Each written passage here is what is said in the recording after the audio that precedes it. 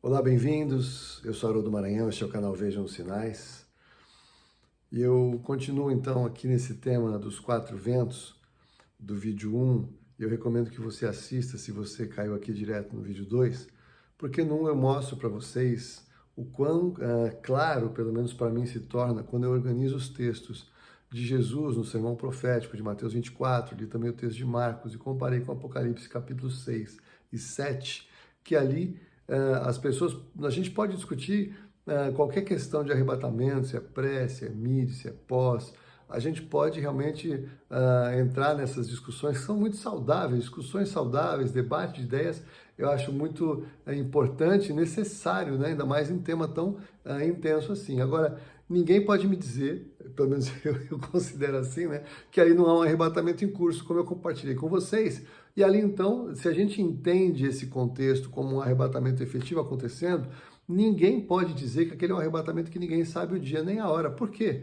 Porque está uma grande tragédia anunciada acontecendo, uma grande comoção, as pessoas estão passando nervoso, estão vendo sinais nos céus, estão subindo, correndo para as montanhas, tem tsunami acontecendo, acontece um terremoto gigantesco que abala o mundo inteiro. Então, como a gente vai dizer que as pessoas não sabem aquele dia e hora ninguém sabe? Eles vão saber, eles vão estar muito próximos, eles vão entender que está acontecendo naquele dia que eles estão subindo para os montes, fugindo de alguma maneira daquilo que virá.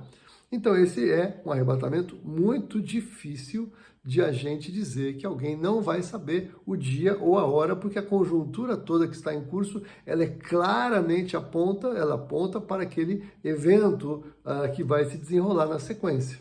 Aí, quando a gente analisa as palavras de Jesus, aí eu quero mostrar para vocês em Mateus 24 um segundo arrebatamento.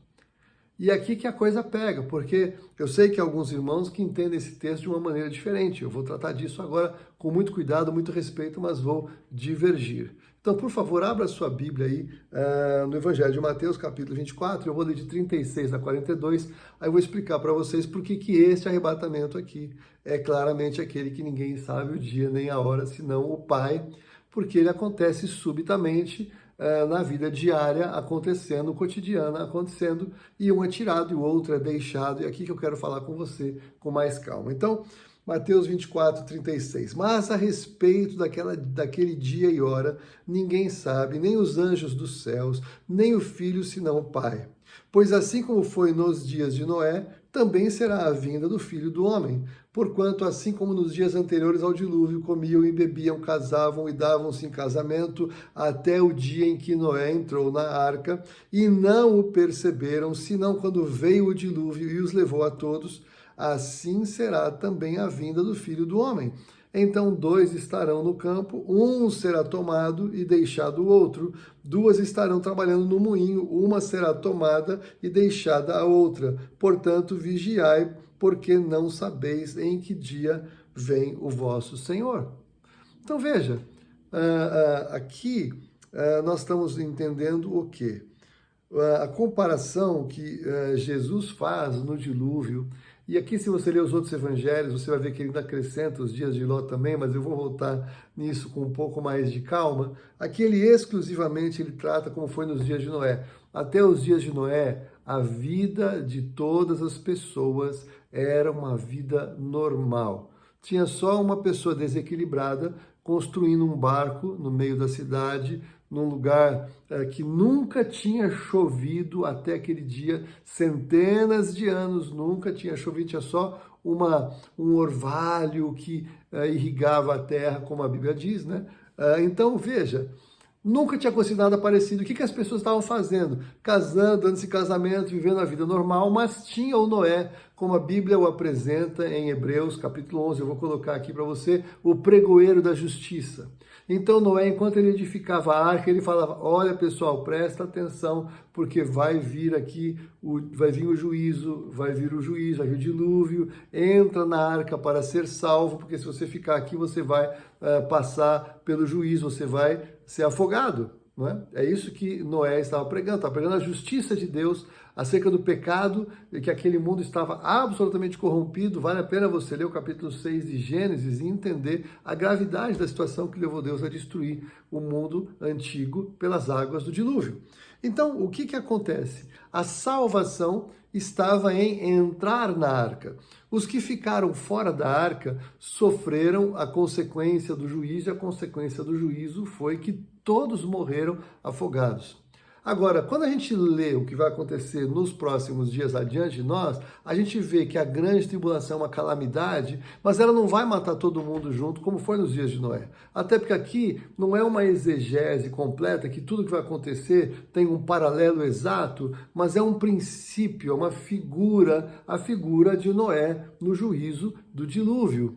Então haverá agora a figura do juízo vindo na grande tribulação, em que muita gente vai morrendo dramaticamente, conforme a gente vê os selos avançando, as trombetas avançando, o juízo sendo derramado, mas isso acontece ao longo de 7 anos.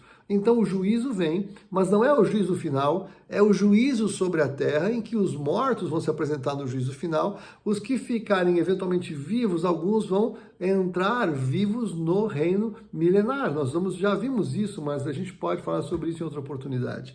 O fato é que a Noé pregou acerca da salvação, entrar na arca.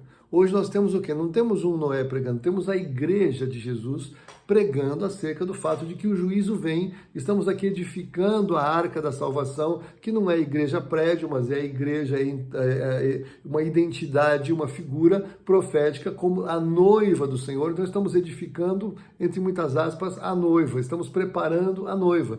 E então as pessoas precisam se arrepender dos seus pecados e entrar na arca da salvação, entrar em Jesus Cristo, o Senhor e Salvador, fazer parte então da noiva para serem livrados do juízo que virá.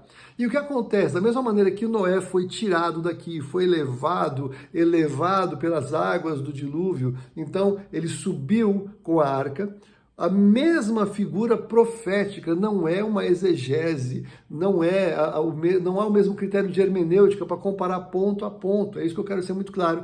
Então veja que quem é tirado é salvo, como foi nos dias de Noé, e quem ficar sofre com o juízo, assim como foi nos dias de Noé. E ele diz então que assim como nos dias anteriores eles não sabiam, viviam a vida normal, as pessoas estão vivendo a vida normal. Só que a vida normal nos dias de Noé era de uma corrupção extrema, assim como está se tornando cada dia mais a vida nos nossos dias. A corrupção, o pecado, chamar o bem de mal e o mal de bem. Tudo o que a Bíblia diz está acontecendo, a sociedade está se corrompendo, os homens estão se tornando exatamente aquela descrição de Paulo a Timóteo, não é?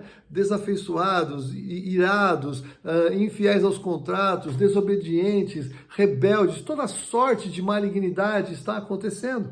Mas a vida normal está acontecendo também, se é que a gente pode chamar de vida normal. E o que acontece então? Até que Noé entrou na arca, até que a igreja vai ser levada, e não perceberam, a não ser quando começou o juízo.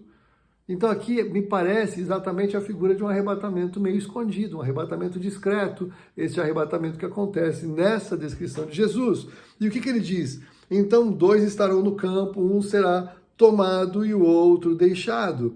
2 estarão trabalhando no moinho, uma será tomada, outra deixada. O texto de outro evangelista, eu vou colocar aqui para você, diz que 2 vão estar na mesma cama. Um será tirado e o outro será deixado. Então, o que é tirado para ser salvo, porque quem não for tirado do que vai acontecer aqui na terra vai sofrer o juízo. Então é tirado aquele que será livrado. Então em várias situações cotidianas, nós que somos de Jesus e que estamos inseridos na vida diária, trabalhando no moinho, trabalhando no campo, ou seja, trabalhando na vida diária, ou mesmo na cama, dormindo com um cônjuge que não é convertido, veja, e aqui é interessante essa figura, porque dá claramente a ideia dos fusos horários. Um está trabalhando no campo, talvez nas suas próprias coisas, um está trabalhando no moinho, talvez esse é um emprego, outros estão na cama dormindo, porque ali é de noite. Então até mesmo os fusos horários do nosso planeta aparecem claramente demonstrados nas atividades que estão acontecendo dia a dia. E alguém é tirado e o outro é deixado.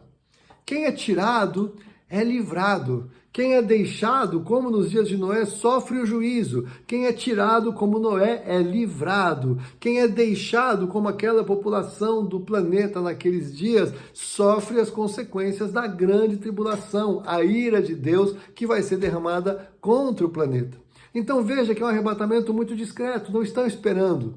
Não há um sinal claríssimo do que está acontecendo, a não ser a deterioração da vida. Mas volto a dizer, não é uma comparação exegética, é uma parábola, é uma figura apresentada para que as pessoas entendam que assim como foi nos dias de Noé, assim será nos dias da vinda do Filho do Homem. E quando que o Senhor Jesus vem? Ele vem para encontrar com a sua noiva nos ares, para o encontro do Senhor nos ares, aonde estarão para sempre com o Senhor. Consolai-vos, pois, uns aos outros com essas palavras. 1 Timóteo 4 fala sobre isso com clareza. Paulo deixa isso muito explícito.